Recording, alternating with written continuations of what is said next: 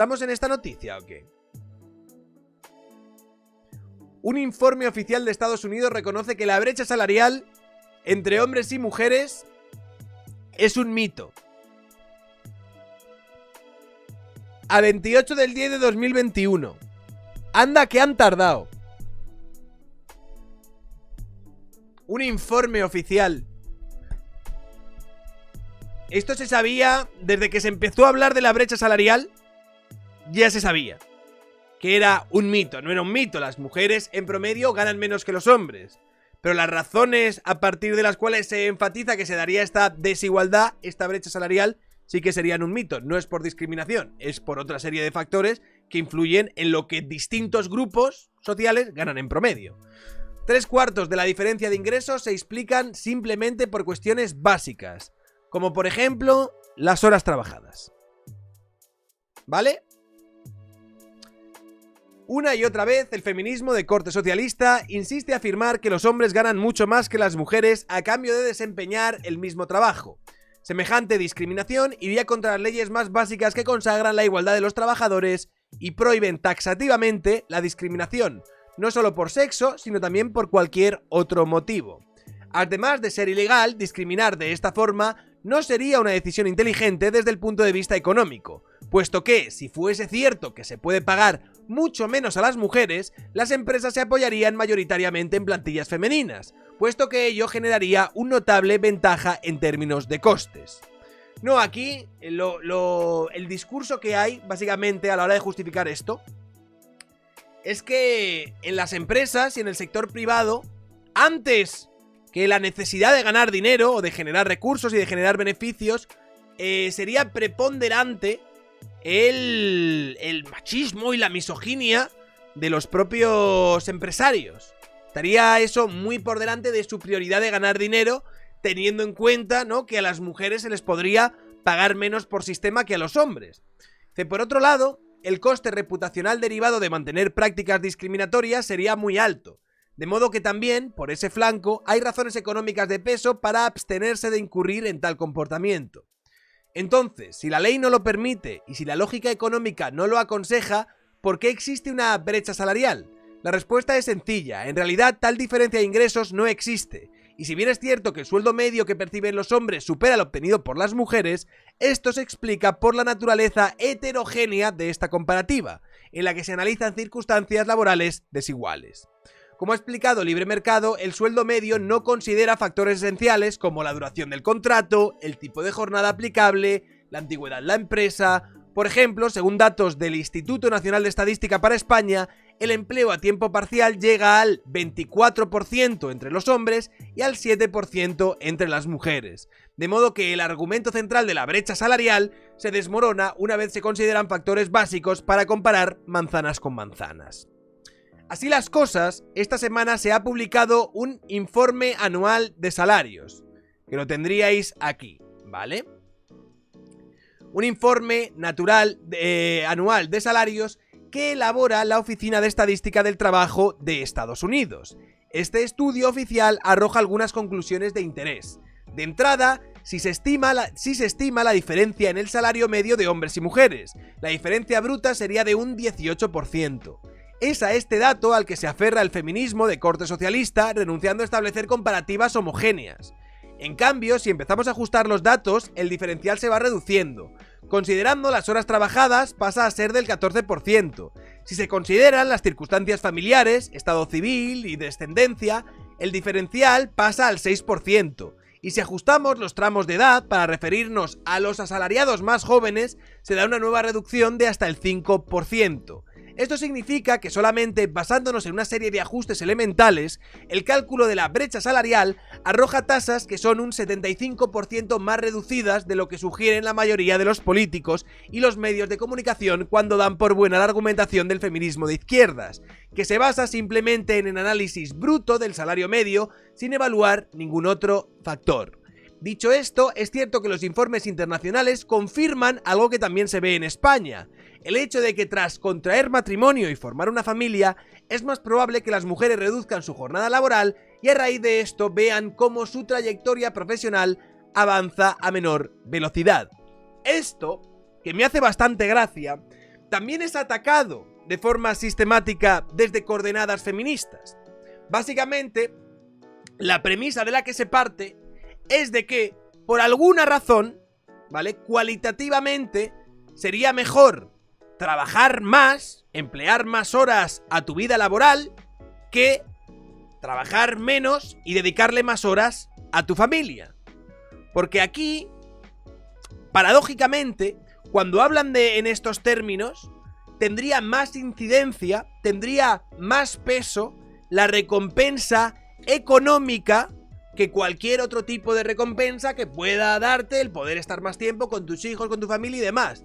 Entonces, esta gente lo que hace es despreciar de forma sistemática la figura del ama de casa, la figura de la madre que se coge una media jornada, la figura de la madre que decide dejar el trabajo para pasar más tiempo con sus hijos. Todas este tipo de cuestiones, que son tan legítimas si se llega a ese acuerdo dentro de la pareja en cuestión, como continuar trabajando, se convierten en una suerte de humillación para las mujeres. Se convierten en algo que habría que despreciar. Se convierten en algo que habría que señalar. Se convierten en algo que, pues eso, que sería casi humillante. Lo que no está claro, ¿vale? Lo que no está claro es que desde un marco objetivo, viéndolo todo desde fuera, sea preferible, o sea mejor, entre comillas, tener más tiempo para pasar con la familia y con los hijos y con tal no sé qué, que ir a trabajar jornadas de 8 horas todos los días o incluso haciendo horas extra para traer más dinero a casa. Esa es un poco la falacia que yo veo cuando hay una crítica con respecto a todo esto. Muchas veces lo que dicen es, no, es que todos deberíamos dedicarnos más tiempo a la familia o a los cuidados, o no, es que, claro, normalmente esa presión social que se hace sobre las mujeres con la maternidad y este tipo de cuestiones las obliga a... Y el rollo de, mira, yo no he encontrado...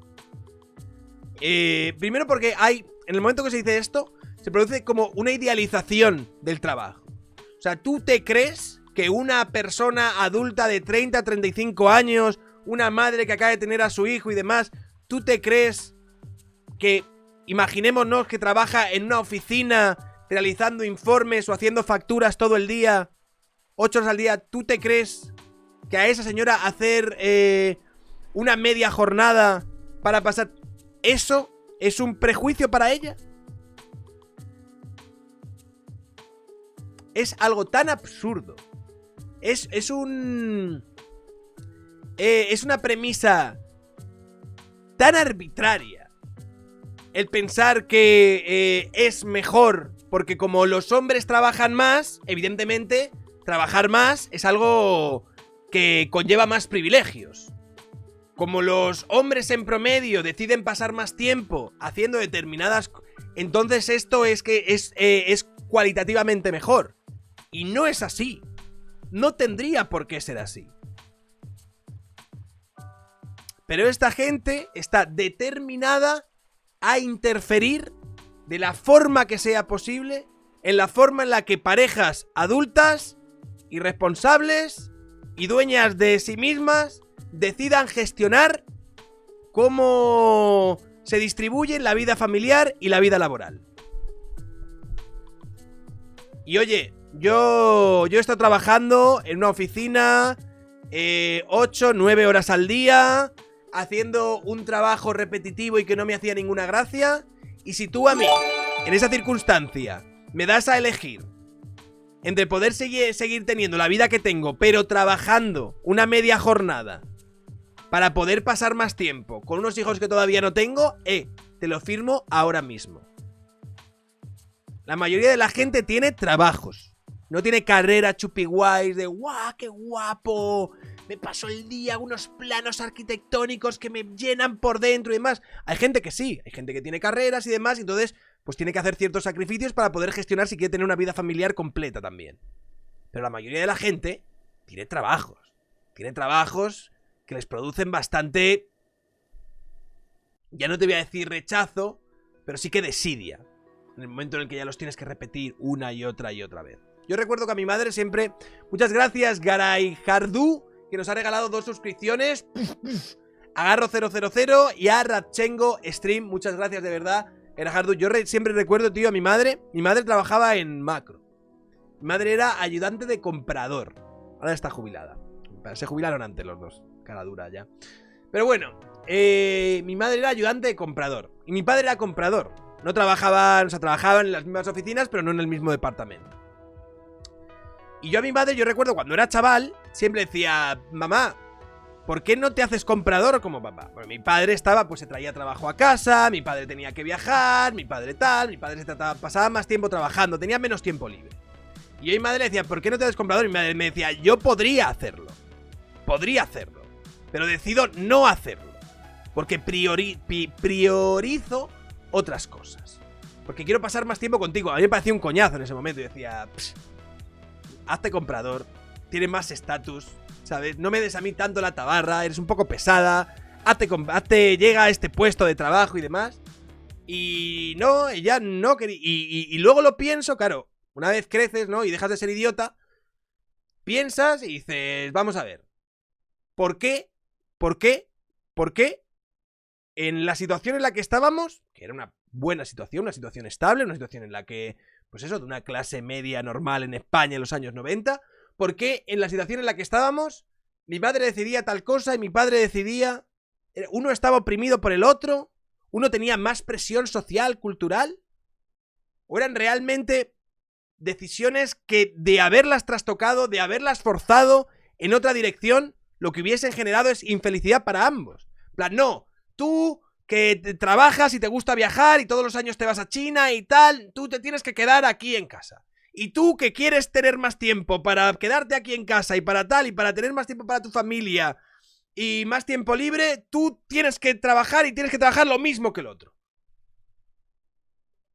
¿Por qué una cosa está peor vista y mal vista para este feminismo de hacendado? ¿Por qué? Cualquiera deja a ese niño calvo solo. Pues la verdad es que lo hubiera petado, tío. Yo la verdad es que en ese momento lo que yo casi prefería era... o sea, menos tener a mis padres encima, menos tener a mi... Yo recuerdo cuando mis padres llegan de trabajar era como de, joe, estaba yo más o menos aquí a mi bola, ¿no? Siendo libre, y ahora están aquí mis padres ahí. ¿Qué tal el colegio? ¿Y qué tal no sé qué? ¿Y qué tal colegio? Entonces en ese momento, para mí el prospecto de tu madre va a trabajar un par de horas más era rollo de... ¡Yes! ¡Yes! Sí, masturbación compulsiva lo hemos pillado. Pagas interruptus. Los poderes públicos pueden moderar el impacto de estas decisiones personales ofreciendo, por ejemplo, rebajas fiscales que reduzcan costes como el cuidado de los hijos. Pero no hay que olvidar que al fin y al cabo la decisión de formar una familia trasciende lo económico y de hecho... Incluso en los países escandinavos, donde las ayudas sociales y las políticas de continuación son muy generosas, el mercado de trabajo sigue arrojando patrones similares de comportamiento. Nada, chicos, seguir con la ingeniería social, darle caña. Seguro que si dinamitáis cientos y miles de millones de dinero público en vuestra ingeniería social, seguro que conseguís grandes cambios importantes de aquí a 20 años. Como que, ¿sabes? Las mujeres en promedio igualen un poco con los hombres a la hora de decidir pasar más o menos tiempo, ¿no? Se quiten un poco, no opten tanto por esa media jornada. Grandes logros sociales que nuestras sociedades están demandando de forma apresurada. Necesitamos esto y lo necesitamos ya. Sigan ustedes dinamitando dinero público en esto. Muy necesario.